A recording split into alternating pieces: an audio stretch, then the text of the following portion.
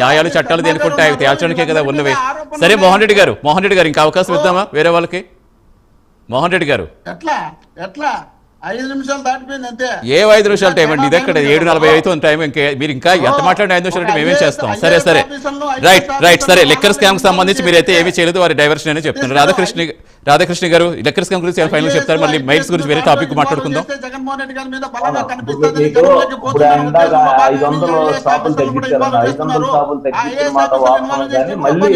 మోహన్ రెడ్డి గారు మీరు మాట్లాడే వాళ్ళు మాట్లాడలేదు, వాళ్ళు మాటలు వినబడాలి కదా. మోహన్ రెడ్డి గారు దాంట్లో కూడా ఒక స్కామ్ జరిగింది. ఏ విధంగా అంటే 10,000 కూడా రెంట్ లేని అంత లోతుల్లోకి వీళ్ళ 10,000 కూడా రెంట్ లేని వాటిని ₹1,00,000 నుంచి ₹2,00,000 దాకా రెంట్లు కలెక్ట్ చేసి మధ్యలో దళారులు తీసుకున్నారు. అలాగే రెండోది, ఎక్కడైతే మన సరిహద్దుల్లో జిల్లాల్లో కూడా ఈ అవుట్లెట్లు ఉన్నాయో ఈ అవకాశాన్ని వాళ్ళు కూడా అక్కడ ఉన్న నాయకులు, బడా నాయకులు ఉపయోగించుకుని కర్ణాటక నుంచి కేరళ నుంచి అక్రమ మద్యాన్ని పెట్టి ఇదే షాపుల్లో అమ్మించి అది వితౌట్, అసలు ఇంకా ఆ డబ్బులు అనేది వితౌట్ లో కూడా వాళ్ళందరూ కూడా చేస్తున్నారు. సెపరేట్ గా అంటే దీంట్లోకి వెళ్తే అందులో కూడా ఇప్పుడు అమ్మే సేల్ గవర్నమెంట్ అవుట్లెట్లు ప్రైవేట్ అవుట్లెట్లు ఏ సేల్ వస్తుంది, ఆ రోజున అదే అవుట్లెట్లు ఎంత వచ్చిందనేది ఆ వ్యత్యాసాన్ని చూస్తే వీళ్ళు ఎన్ని కోట్లు ఆ అవుట్లెట్ల ద్వారా దోస్తారనేది బయటకు వస్తుంది.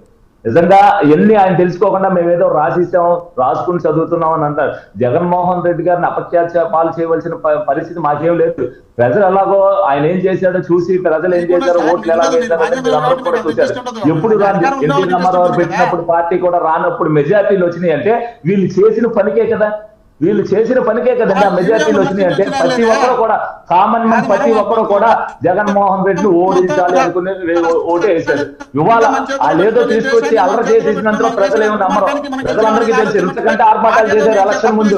వాళ్ళకి ఇచ్చింది 11, ఇప్పుడు ఉన్న 11 కూడా పోగొట్టుకోవడానికి వాళ్ళు సిద్ధంగా ఉన్నారు కాబట్టి వెళ్తున్నారు. వీళ్ళందరూ స్కాములు చేశారు కాబట్టి జగన్మోహన్ రెడ్డి గారిని కాపాడటం కోసం వీళ్ళందరూ ఏదో స్టేట్మెంట్లు ఇచ్చేస్తారు. ఐఏఎస్లు ఐపీఎస్లు ఎందుకంటే వాళ్ళు ఇరుక్కోకుండా వాళ్ళు జరిగింది వాస్తవాలు చెప్పారు కాబట్టి వీళ్ళు భయం. ఇప్పుడు మీరు ఇందాక అన్నారు బ్లాక్ మెయిల్, అధికారుల్ని భయపెట్టాలని ఉద్దేశంతో, ఎందుకంటే మనకు ఎందుకు వచ్చిన అధికారులకు ఎందుకంటే రాజకీయ నాయకులతో మనకెందుకు ఉద్దేశంతో బయటికి చెప్పరు. ఎందుకంటే మనకెందుకు గొడవ, అందుకని మేము వస్తాం మీ సంగతి చూస్తాం అనే బెదిరింపులు బెదిరిస్తే వాళ్ళు కనీసం తగ్గుంటారనే ఉద్దేశంతో ఇది చేస్తున్నారు.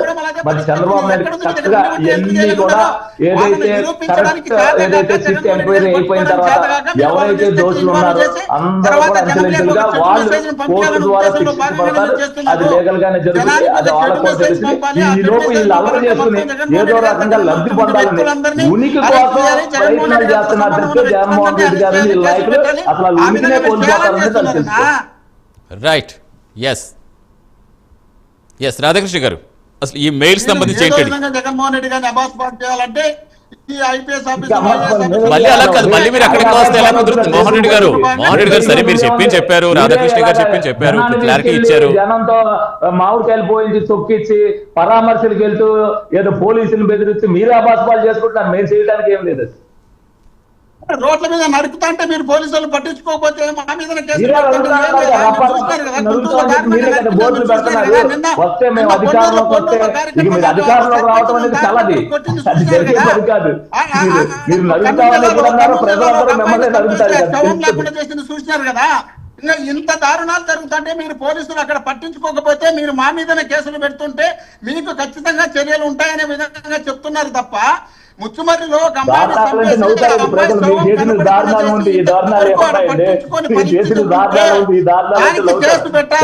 నాయుడు దారుణాలు చేస్తే ఎవరో రోడ్ల మీద ఆయన దారుణాలు చేస్తే మీరు ఏ విధంగా 4,000 మందిని 2,000 మందిని పరామర్శలు తీసుకెళ్లే పరిస్థితి చూస్తూ కోరుకుంటే అక్కడ పోయి జగన్మోహన్ రెడ్డి గారు మాట్లాడాలా లేదా?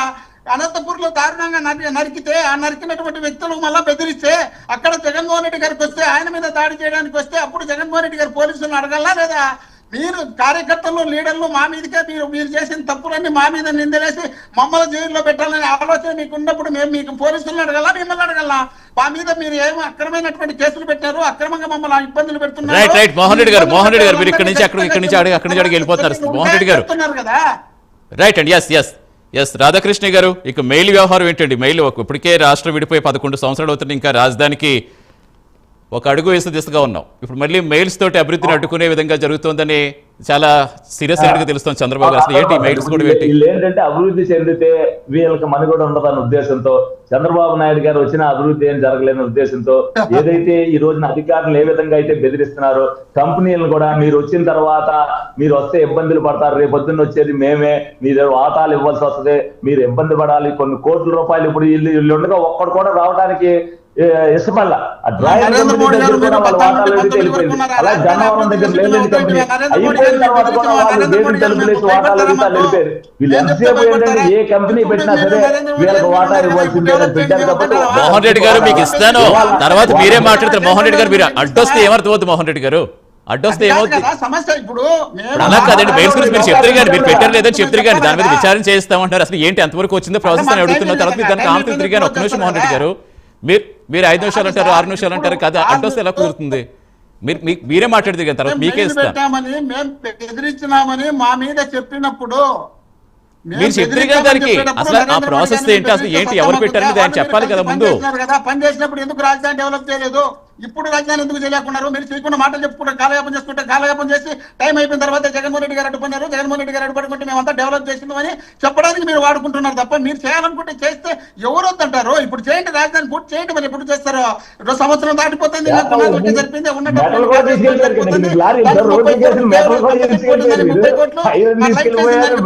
తినేదానికి సరిపోయింది కదన్నా. మీరు తినేదానికి సరిపోతుంది, సంపాదించేది ఎక్కడ, అభివృద్ధి చేసేది ఎక్కడ? అభివృద్ధి చేస్తే మేము వద్దలేదు కదా. మీరు అభివృద్ధి చేయండి, మీరు చేస్తే మేము వద్దంటామా? మా చేతుల్లో ఉందా? మీరు ఇప్పుడు 300 కోట్లు పెట్టి ఆడ ప్యాచ్ వేసిన రోడ్లు అయిపోయింది అన్నారు, రోడ్లు మొత్తం క్లీన్ గా ఉన్నాయి, బ్రహ్మాండంగా ఉంటారు, వరిమల్లో నడుతున్నారు రోడ్ల మీద. దాన్ని దృష్టిలో పెట్టుకుని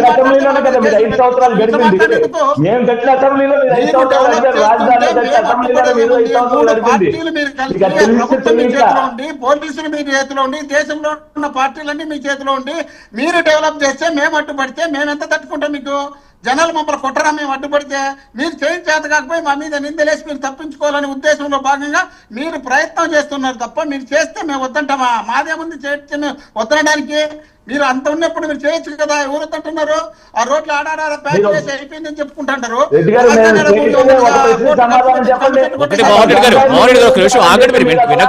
కార్యక్రమం చేయగలరా? రోడ్డెక్కి ఇవాటి వరకు ఎందుకు చేయలేదో సమాధానం చెప్పండి. సంవత్సరం అయింది, గంజాయిని నిర్మూలించాలని చెప్పి ప్రజలందరూ కూడా ముక్త కంఠంతో అంటే మీరు వాళ్ళు ఎందుకు చేయలేకపోయారు వాటి సంవత్సరంలో? మీరు దానికి సమాధానం చెప్పండి. ఇప్పుడు పట్టుకునే ఆ పట్టుకునే అరెస్ట్ చేస్తే మీ వాళ్ళు దొరుకుతారని అరెస్ట్ చేయాలి. ఇంకా విశాఖపట్నంలో గంజాయి డ్రగ్స్ కు సంబంధించి పబ్బుల్లో దొరికినారు మీ వాళ్ళే, కూటమి నాయకులు భయపడిపోయి ఊరుకున్నారు. ఆ రాష్ట్రాన్ని భ్రష్టు పట్టించిందంతా మీరే సార్. రాష్ట్రాన్ని భ్రష్టు పట్టించి ఇప్పుడు భ్రష్టు పట్టించేదానికి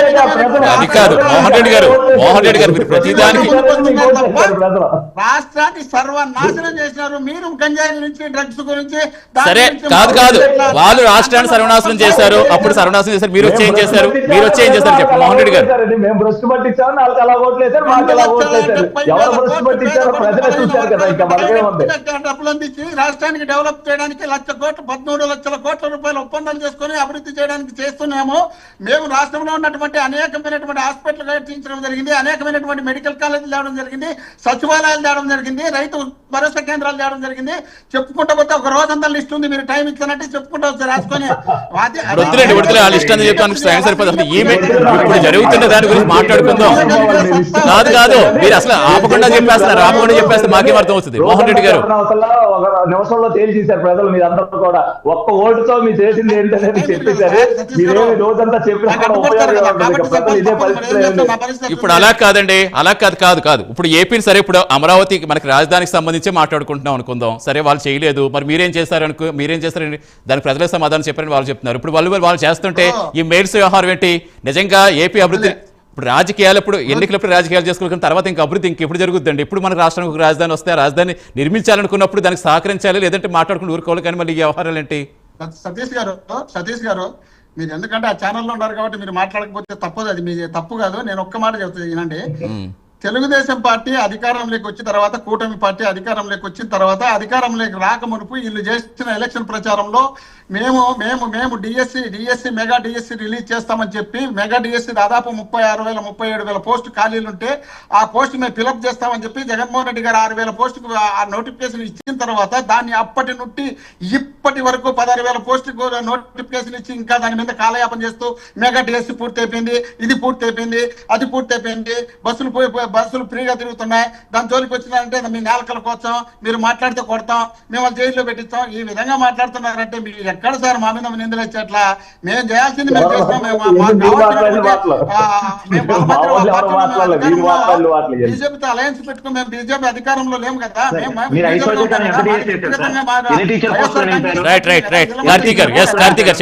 ఇప్పుడు వాళ్ళ మంత్రివర్గంలో స్థానాలు ఇస్తామని చెప్పి ఆ రోజు మోహన్ రెడ్డి గారు సరే పవన్ కళ్యాణ్ గారు అందరూ చెప్తే మరి ఆ ప్రత్యేక హోదా గురించి ఎందుకు మాట్లాడాలి? సరే మోహన్ రెడ్డి గారు ఇంకొక రోజు మీరు నేనే కూర్చుందాం, ఇంకా అంతా మాట్లాడుకోవచ్చు కానీ ఒకసారి మాట్లాడుతుంది చెప్పండి. అలా కాదు మోహన్ రెడ్డి గారు, ఒకసారి అడిగినాడు కార్తీక్ గారు, ఒక్కసారి ఇచ్చాం అవకాశం అంటే ఆయనకి రెండోసారి అవకాశం ఇవ్వలేదు ఆయనకి అసలు.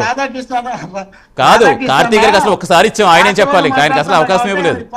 చెప్పలేడు రాధాకృష్ణ తెలుసు ఎన్ని వాస్తవాలేనే, మోహన్ రెడ్డి మాట్లాడేటి అన్ని వాస్తవాలే. ఓకే మీరు మాట్లాడేవన్నీ వాస్తవాలు, ఓకే మీకు మాట్లాడే వాస్తవాలని అనుకుంటారంటే సరే అడుగుదాం అదే అడుగుదాం. రైట్ కార్తీక్ గారు.